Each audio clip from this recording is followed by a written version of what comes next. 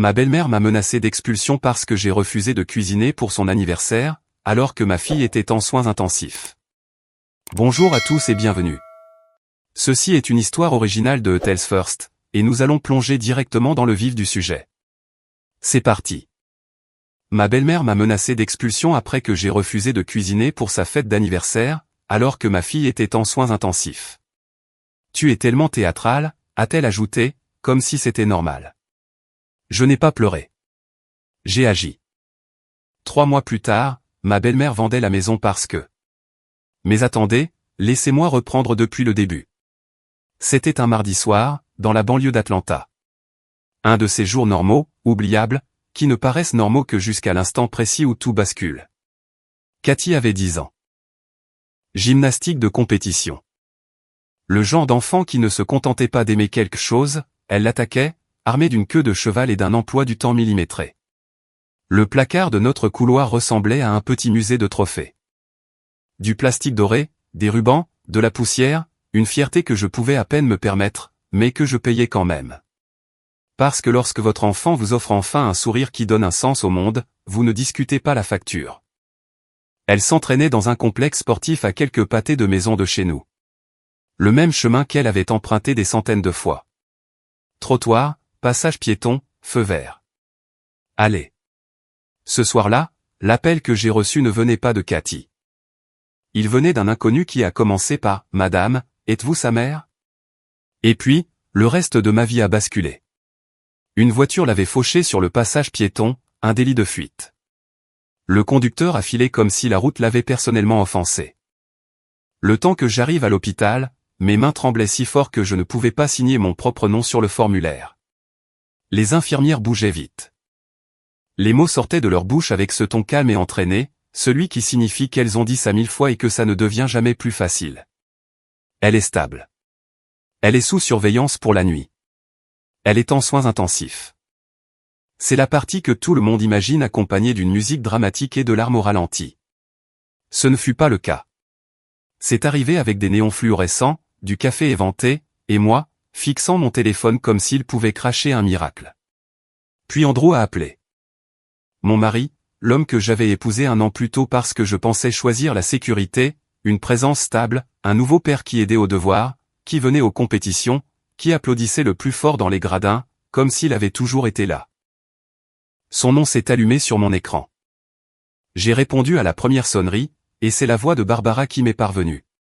Pas, comment va Cathy, pas un, est-ce que tu vas bien? Barbara Carter, ma belle-mère, a déboulé comme un missile. Amanda, où es-tu? À l'hôpital, ai-je dit, comme si cela aurait dû suffire. Un silence. Puis son ton est devenu plus tranchant, poli, offensé, presque excité d'avoir une raison d'être en colère. Andrew m'a dit qu'elle va bien, qu'elle est stable, et toi, tu agis encore comme si c'était la fin du monde. J'ai cligné des yeux car, oui, ma fille de 10 ans était en soins intensifs, mais apparemment, Barbara avait décidé que la véritable urgence, c'était mon absence dans sa cuisine. C'est mon anniversaire demain, a-t-elle dit. 60 ans. Il y a des invités qui viennent. J'ai déjà dit à tout le monde que tu cuisinerais. J'ai essayé de parler. Rien n'est sorti au début. Barbara a continué, prenant de la vitesse. Tu sais bien que je ne peux compter sur personne d'autre pour le faire correctement. Le poulet doit être assaisonné. Les accompagnements doivent être chauds. Et toi, tu ramènes tout à toi. J'ai finalement retrouvé ma voix. Ma fille s'est fait renverser par une voiture. Barbara a poussé un petit soupir impatient. Tu es tellement théâtrale, a-t-elle dit, comme si je venais de lui annoncer que le supermarché était en rupture de stock de sa marque de serviettes préférée. Et puis elle l'a dit. Le mot qu'elle aimait presque autant que le contrôle. Expulsion. Barbara n'avait en réalité aucun pouvoir légal pour m'expulser. Elle adorait juste le mot. Et Andrew l'avait toujours laissé croire qu'elle en avait le pouvoir. Si tu ne viens pas ce soir pour aider, a-t-elle lancé, ne prends même pas la peine de revenir dans cette maison. Je ne laisserai pas mon fils être tiré vers le bas par une femme qui ne peut même pas être présente pour sa famille. Derrière elle, j'ai entendu Andrew. Doux, calme, raisonnable, la voix que les gens croient. Maman, arrête, a-t-il dit gentiment. Amanda, s'il te plaît, Essaie juste de la calmer. Cathy est stable. Les médecins ont dit qu'elle va bien. Comme si les soins intensifs étaient un séjour au spa, comme si j'étais hystérique de refuser de dresser des assiettes de purée pendant que mon enfant était sous surveillance pour la nuit. C'est à ce moment-là que quelque chose en moi s'est tu. Je n'ai pas crié. Je n'ai pas supplié. Je n'ai pas pleuré. J'ai juste dit « non ». Barbara a réagi comme si je l'avais giflé. Andrew n'a pas haussé le ton. Pas encore. Il a juste dit, prudemment, d'accord, on en reparlera plus tard. Essaie de te reposer. Me reposer, dans une salle d'attente d'hôpital, pendant que ma belle-mère menaçait de me jeter hors de ma propre vie parce que sa fête d'anniversaire risquait de manquer d'assaisonnement. Plus tard, j'ai compris pourquoi Barbara semblait si sûre d'elle. Andrew lui avait dit que ce n'était rien de grave, que je surréagissais. Bien sûr qu'il l'avait fait. Cathy s'est réveillée le lendemain, pas avec un halètement de film dramatique, juste un lent clignement des yeux et une petite voix fatiguée. Maman. Je me suis penché, j'ai tenu sa main, j'ai essayé de sourire comme si je n'étais pas faite de verre brisé. Elle a dégluti, les yeux dérivant vers le plafond. Puis elle a dit doucement, comme si elle confessait un secret qu'elle n'était pas sûre d'avoir le droit de révéler, c'est Andrew qui l'a fait. Mon corps tout entier s'est glacé. Quoi? Ses doigts se sont resserrés autour des miens. Il m'a poussé. Pendant une seconde, mon cerveau a tenté de me protéger. Il a essayé de brandir toutes les excuses du monde. Elle est confuse. Elle a peur. Elle a eu une commotion. C'est un malentendu. Mais Cathy n'avait pas l'air confuse. Elle avait l'air certaine. J'attendais au passage piéton, a-t-elle murmuré. J'ai senti quelqu'un derrière moi. Je n'ai pas regardé. Puis, deux mains, très fort dans mon dos. Elle a fait une pause. Je suis tombé en avant. J'ai tourné la tête. J'ai vu son vis. Mon estomac s'est décroché, comme si le câble d'un ascenseur venait de lâcher. Il portait sa veste foncée, a-t-elle ajouté, celle avec la capuche, et ses baskets blanches. Il y a des moments où l'on voudrait rembobiner le temps, juste pour voir où l'on a manqué le monstre. Quelques minutes plus tard, un détective est entré dans la chambre. L'inspecteur Mark Reynolds, la quarantaine, les yeux fatigués. Le genre de calme qui n'est pas de la douceur, mais de l'expérience. Il a écouté, sans interrompre, sans sourciller. Quand Cathy a terminé, il m'a regardé et a dit « Nous devons consigner cela correctement ». Puis, s'adressant doucement à Cathy, « Peux-tu me raconter à nouveau, depuis le début ?» Cathy l'a fait. Même détail, même certitude, même description. Et puis, l'inspecteur Reynolds s'est tourné vers moi. « Nous allons devoir examiner les affaires de votre mari, » a-t-il dit. Vêtements, chaussures, téléphone, tout ce qui pourrait le placer sur les lieux. J'ai hoché la tête car, à ce stade, je ne vivais plus vraiment à l'intérieur de mon corps. J'agissais sur un seul mode, faites ce que vous avez à faire. Deux officiers m'ont ramené à la maison, non pas parce que j'étais dangereuse, mais parce qu'Andrew l'était. Et soudain, mon salon ressemblait au décor du mensonge de quelqu'un d'autre. L'inspecteur Reynolds m'a demandé si je consentais à ce qu'il perquisitionne le domicile conjugal. J'ai dit oui, parce que toute l'intimité qu'Andrew méritait était morte à la seconde où il a poussé mon enfant sous une voiture. La veste foncée était exactement là où Cathy l'avait dit, accrochée à un porte-manteau dans l'entrée, comme si elle appartenait à une personne normale. Un officier l'a soulevée avec précaution. Sur la manche, il y avait un seul fil qui correspondait à la couleur de l'uniforme scolaire de Cathy. Un petit détail, presque rien. Sauf que les meurtres sont précisément construits sur des « presque rien ». Dans la chambre, sur le lit, se trouvait un ticket de cinéma imprimé, un alibi en papier. Sur la table de la cuisine, une bouteille de whisky à moitié vide. Pas suspect en soi, juste un détail, une ambiance, un homme essayant de calmer ses nerfs. Et puis nous avons trouvé le téléphone d'Andrew, face contre table, oublié, comme s'il avait été jeté là à la hâte. L'inspecteur Reynolds m'a regardé. « Pouvez-vous le déverrouiller ?» Je ne voulais pas. Je l'ai fait quand même. Le mot de passe était notre date de mariage. Évidemment. Parce que rien ne dit mieux, mari aimant, que d'utiliser le romantisme comme un cadenas sur un appareil rempli de pourriture. Les derniers messages n'étaient pas subtils. Numéro inconnu, tout est prêt. La fille doit disparaître. Demain, c'est fait. J'ai fixé l'écran jusqu'à ce que les mots deviennent flous. L'inspecteur Reynolds a pris le téléphone comme s'il était radioactif. Nous envoyons ceci pour une extraction forensique, a-t-il dit, et vous ne devriez pas rester ici ce soir. J'avais un endroit où aller. Chez Rachel. Mon ami qui m'avait offert son aide une douzaine de fois au cours de la dernière année. Et j'avais toujours dit, non, ça va. Il s'avère que, ça va, c'est juste ce que l'on dit quand on ne veut pas admettre qu'on est déjà en train de se noyer. Avant de partir, j'ai ouvert un tiroir de bureau, à la recherche de la carte d'assurance de Cathy. À la place, j'ai trouvé un dossier que je n'avais jamais vu auparavant. À l'intérieur, une police d'assurance vie sur Cathy, 250 000 €, émise 3 mois plus tôt. Bénéficiaire, Andrew Carter. Mes mains sont devenues engourdies. En dessous, il y avait un autre document, une procuration soi-disant signée par moi la semaine précédente, autorisant la vente de notre maison. Sauf que ce n'était pas ma signature. C'était une imitation soignée. Et à côté de cela, des impressions d'annonces d'appartements à Miami, avec une note au stylo rouge sur la première page, après que le problème soit réglé. Tout était là. Pas seulement de la cruauté, un plan. Cette nuit-là, chez Rachel, je n'ai pas dormi. J'ai regardé le plafond et j'ai rejoué la voix raisonnable d'Andrew lors de l'appel à l'hôpital. Cathy est stable. Ne tire pas de conclusions hâtives. Essaie de te reposer. Il avait jeté une couverture sur la vérité, non pas pour me réconforter, mais pour m'étouffer. Le matin, l'inspecteur Reynolds a appelé. Ils l'ont arrêté, a-t-il dit. Andrew niait tout.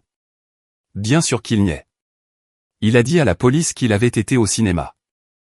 Il avait même le billet électronique préacheté, horodaté. Barbara l'a soutenu, elle aussi, jurant qu'il était à la maison jusqu'à environ 19 h. L'avocat de la défense, Daniel Harper, est intervenu rapidement. Costume impeccable, sourire confiant, le genre d'homme qui peut dire, prétendument, comme si c'était de l'eau bénite. Ils ont essayé de faire de Cathy le problème. Une enfant confuse, un incident traumatisant, une imagination débordante, une gamine en deuil de son père décédé. C'était ignoble, et c'était prévisible. Puis, le masque d'Andrew a commencé à se fissurer. Pas en public. Il était trop intelligent pour ça. En privé, ses appels depuis la prison sont devenus secs. Tu dois arrêter de parler à la police, m'a-t-il dit une fois, la voix toujours calme, toujours raisonnable. Ce n'est pas moi qui parle, ai-je répondu. C'est Cathy. Une pause, puis le ton s'est durci. Tu ne veux pas empirer les choses. Et voilà. Pas de la rage, du contrôle. J'ai raccroché.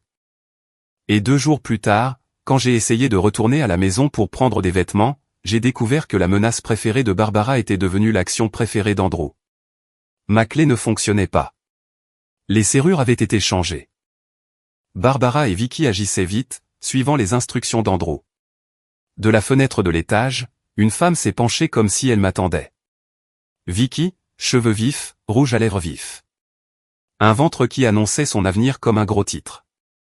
Elle a souri. Andrew a dit que tu avais déménagé, a-t-elle crié. C'est chez nous, maintenant. Je l'ai regardée, incapable de parler. Elle a agité un bout de papier comme si c'était un laissez-passer VIP. J'ai les documents, a-t-elle dit, savourant chaque syllabe. J'ai appelé la police.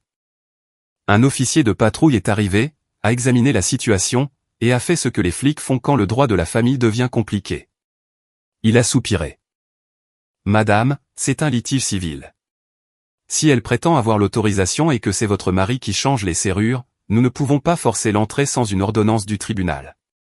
Je peux rester à vos côtés pendant que vous prenez des articles essentiels, si elle le permet. Vicky l'a permis, car elle voulait que je traverse la maison comme un fantôme pendant qu'elle regardait depuis les escaliers, la main sur son ventre, prétendant avoir gagné quelque chose. J'ai fait un sac avec des mains tremblantes, puis je suis parti, parce qu'à ce moment-là, ma fierté n'avait plus d'importance. Ma fille, si.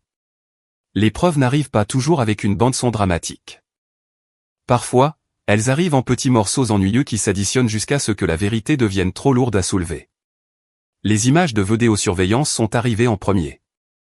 L'inspecteur Reynolds m'a fait asseoir dans un bureau sombre, avec des photos imprimées étalées sur une table comme de vilaines cartes à collectionner. Une image granuleuse, un horodatage, 19h43. Un homme en veste foncée s'approchait d'une petite silhouette par derrière. Un mouvement brusque. Cathy est tombée, juste sur la trajectoire d'un SUV.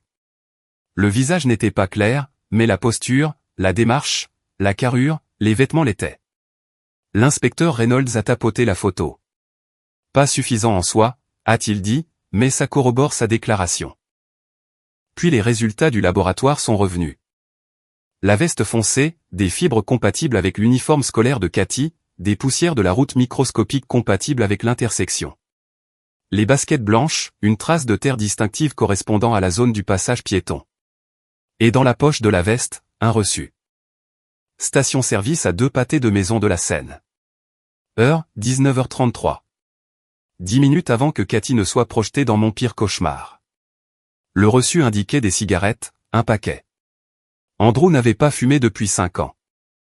Soit il avait soudainement repris cette habitude, soit il les avait achetés exprès, pensant qu'un reçu créerait une raison innocente pour sa présence là-bas, un alibi qui s'est accidentellement transformé en un aveu horodaté. Puis est venue Patricia Johnson, ma voisine, une femme âgée, mémoire vive, le genre de personne qui remarque tout et n'oublie rien. Elle a dit à l'inspecteur Reynolds qu'elle avait vu Andrew partir vers 19h.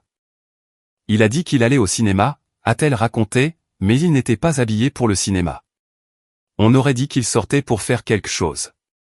Puis elle a hésité, et a ajouté autre chose. Une semaine avant l'incident, elle avait entendu Andrew crier à travers le mur.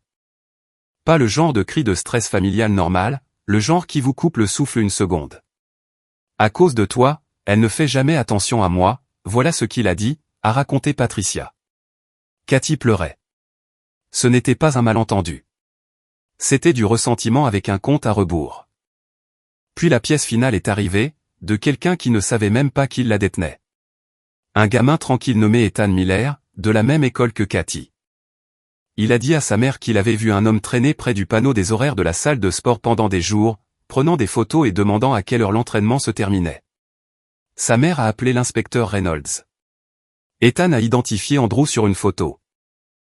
Il a dit qu'il venait chercher sa nièce. Ethan leur a précisé que Cathy n'a pas de cousin. Ce qu'Andrew avait, c'était un plan. La défense a demandé une libération sous caution. Bien sûr. Daniel Harper a soutenu qu'Andrew était un père de famille dévoué, sans casier judiciaire et profondément enraciné dans la communauté. Barbara était assise derrière lui, hochant la tête comme si son cou était sur une charnière. Puis le fleuriste est arrivé à l'appartement de Rachel à minuit 30. Oui, un fleuriste. Car apparemment, quelqu'un pensait que la terreur devait être livrée avec un ruban. Une couronne funéraire, ruban noir, lettres dorées, à bientôt. À l'intérieur, un mot en lettres capitales, reste silencieuse ou tu seras la prochaine. Je n'avais pas besoin d'être experte en graphologie pour reconnaître le style d'Andrew. La façon dont il formait certaines lettres, le petit angle dans les bas, la manière dont il s'efforçait trop de paraître anonyme. Rachel a tout photographié, chaque angle, chaque détail. L'inspecteur Reynolds a transmis le tout directement au bureau du procureur. Lors de l'audience de libération sous caution, la procureure adjointe Megan Walker n'a pas haussé la voix. Elle n'en avait pas besoin. Elle a fait glisser les photos vers le juge comme si elle servait une facture. Ceci est de l'intimidation de témoins, a-t-elle dit. Cet accusé a les moyens et l'intention de menacer la famille de la victime alors qu'il est en détention. La juge Hélène Crawford a regardé les images, puis Andrew, puis son avocat. Puis elle a dit, la libération sous caution est refusée. La bouche de Barbara s'est ouverte, comme si elle était sur le point de contester le concept même de conséquence. Vicky s'est présentée à l'extérieur du palais de justice avec une pancarte qui disait « Libérez Andrew » en gros feutre. Elle a crié aux journalistes que je mentais. Personne ne s'en souciait. Quand votre ventre est votre seul argument et que les preuves sont sur vidéo, même les étrangers savent faire le calcul. Barbara se tenait à l'écart, regardant son fils à travers la vitre de la zone de détention. Pour la première fois, elle semblait incertaine. Pas de remords, juste confuse que la réalité ne lui obéisse pas. Barbara n'est pas restée incertaine longtemps. Quelques jours plus tard, elle a fait irruption dans la chambre d'hôpital de Cathy. Pas avec des fleurs, pas avec des excuses, avec de la rage. C'est de ta faute, m'a-t-elle hurlé. Mon fils est en prison parce que tu n'as pas su te taire. Une infirmière a essayé d'intervenir. Barbara l'a bousculé comme si l'endroit lui appartenait. Les yeux de Cathy se sont écarquillés. Je me suis interposé entre elles, la voix basse. Dehors. Barbara s'est approchée, les yeux brillants de cette cruauté particulière qui se prend pour de la droiture. Elle va bien, a-t-elle sifflé. Andrew a dit qu'elle allait bien. Tu essaies juste de le ruiner. C'est ce qu'elle ne pouvait pas accepter. Si Cathy allait bien, alors Barbara n'avait pas à se sentir coupable de la façon dont elle avait agi. Si j'étais théâtrale, alors Barbara n'avait pas à se regarder en face. La sécurité l'a escortée dehors. Cathy a serré ma main et a murmuré, « Elle me déteste ». J'ai dégluti difficilement. Elle ne sait pas comment aimer sans contrôler, ai-je dit. Ça ne te concerne pas, mais Andrew, lui, savait exactement ce qu'il faisait, et au tribunal, il allait devoir assister à l'effondrement de tout son plan. Le procès n'a pas été rapide, mais il a été minutieux.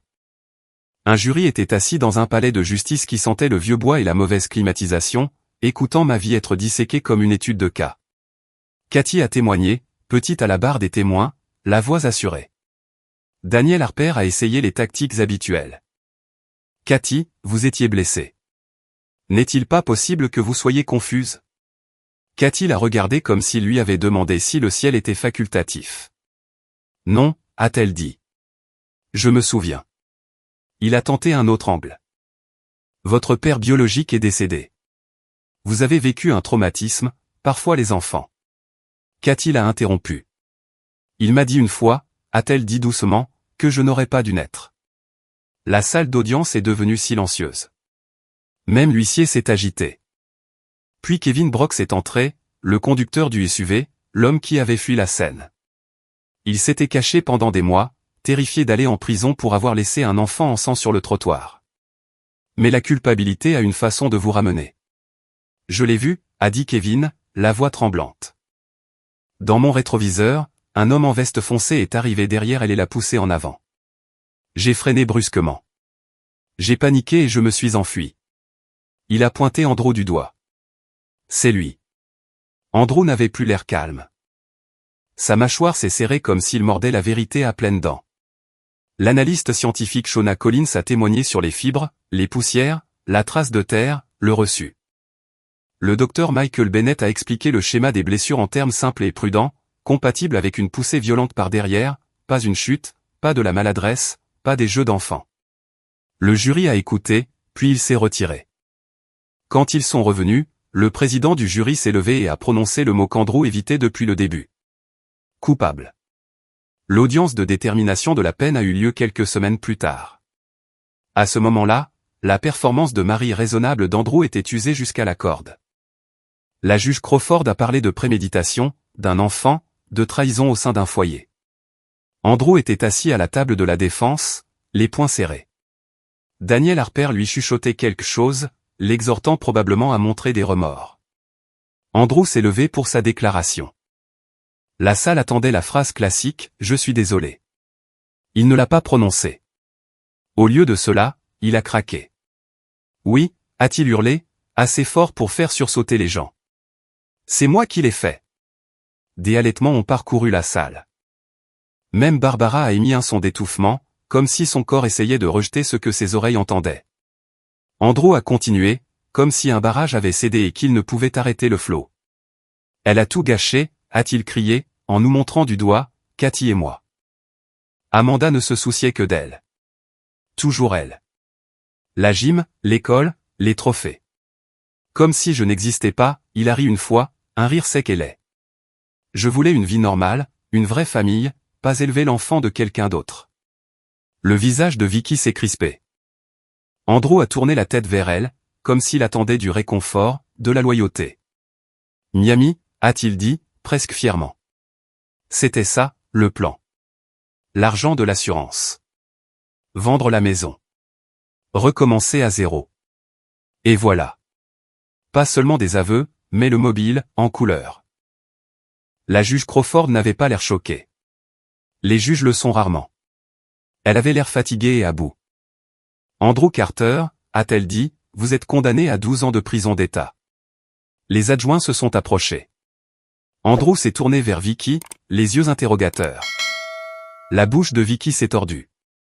Elle a glissé la bague de son doigt, lentement, théâtralement, et l'a laissé tomber sur le sol de la salle d'audience. Le métal a cliqueté contre le carrelage. Et c'était le son de la nouvelle vie d'Andrew qui mourait. Barbara fixait son fils comme si elle ne l'avait jamais vu auparavant, parce que c'était le cas. Elle avait vu la version qu'il lui vendait.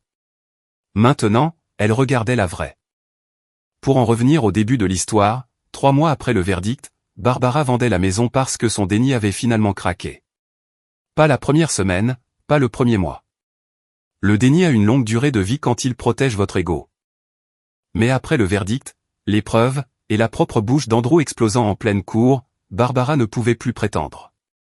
Elle a mis sa maison en vente, a déménagé dans plus petit, a vendu les souvenirs de famille qu'elle avait toujours menacé de laisser aux bons parents.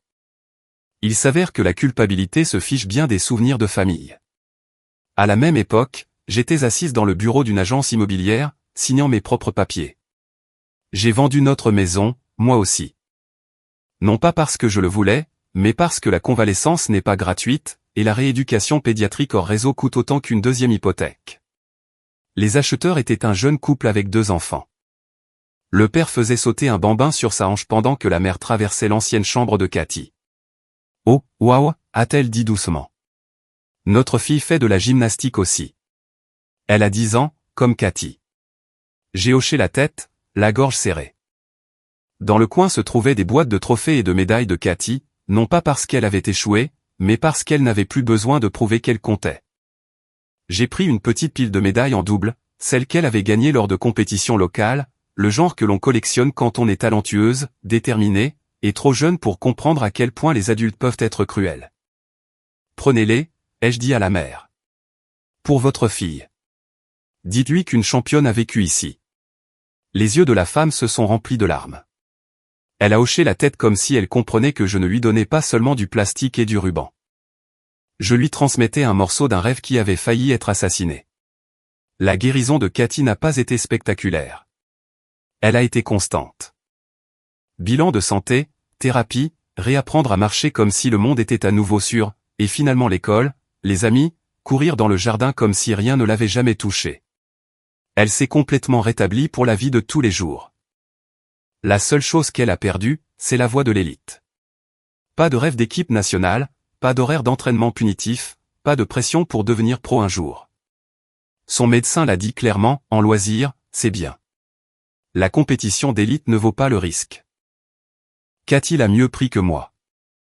Je peux toujours faire des saltos, m'a-t-elle dit un jour, en souriant. Juste pas pour des juges. C'était ma fille, trouvant toujours un moyen de voler. Un soir de pluie, des mois plus tard, j'ai entendu des pas à l'extérieur de chez Rachel. Un léger coup à la porte. J'ai regardé par le Judas. Barbara. Pas de maquillage. Pas de coupe de cheveux impeccable. Pas de posture de victime. Juste une femme plus âgée tenant une enveloppe comme si elle pesait 20 kilos. Amanda, a-t-elle dit à travers la porte, la voix brisée. S'il te plaît, c'est pour Cathy. J'ai vendu la maison. Je ne savais pas, je n'ai pas ouvert la porte. Non pas parce que je voulais qu'elle souffre. Mais parce que certaines portes ne se rouvrent pas une fois qu'elles ont été claquées sur votre enfant. Barbara a pleuré doucement, comme le font les gens fiers quand ils ne savent pas où mettre leur honte. Je l'ai cru, a-t-elle murmuré. Et j'ai été cruel avec toi. J'ai été cruel avec elle. Je suis resté là, la main sur la poignée, respirant à travers une tempête de rage, de chagrin et d'épuisement. Barbara a glissé l'enveloppe sous la porte. Puis elle s'est éloignée sous la pluie. Plus tard, quand le couloir a été vide, je l'ai ramassé, parce que l'argent n'était pas pour moi. Il était pour Cathy. Et si la maison de Barbara devait se transformer en paiement pour la rééducation, ainsi soit-il. 6 mois après le procès, Cathy et moi avons déménagé à environ 1000 km de là. Nouvelle ville, nouvel appartement, nouvelle école. Les murs étaient nus au début, puis se sont lentement remplis de photos. Je n'ai pas complètement effacé le passé. Je l'ai juste édité. Chaque photo de famille avec Andrew avait un espace vide et net là où son visage se trouvait, comme une pièce de puzzle manquante que personne ne voulait retrouver. Un soir, on a frappé à la porte. Une voisine se tenait là, tenant une tarte comme une offrande de paix. « Je suis Sarah », a-t-elle dit chaleureusement. « J'habite juste au-dessus. » Je voulais me présenter. Derrière elle, un garçon aux taches de rousseur jetait un coup d'œil. « C'est Noah », a-t-elle dit. Il est en CM2, lui aussi. Cathy est apparue à côté de moi, les cheveux humides après la douche, portant un de ses vieux sweats de gym comme une armure. « Salut », a-t-elle dit en souriant. Pas de canne, pas de boitement, juste ma fille, debout, stable, vivant une vie ordinaire, ce qui m'a soudain semblé être le plus grand luxe sur Terre. Plus tard dans la nuit, alors que je l'abordais, elle a demandé doucement, « Tu penses qu'il comprendra un jour ce qu'il a fait ?» Je l'ai embrassé sur le front. « Peut-être, » ai-je dit, « mais ce n'est plus notre travail. » Dehors, le monde était silencieux. À l'intérieur, nous l'étions aussi. Non pas parce que rien ne s'était passé, mais parce que nous y avions survécu. Et cette fois, personne n'allait nous expulser de notre propre vie. Alors, qu'en pensez-vous? Ai-je été trop loin, ou pas assez? Dites-le moi dans les commentaires et abonnez-vous pour la suite.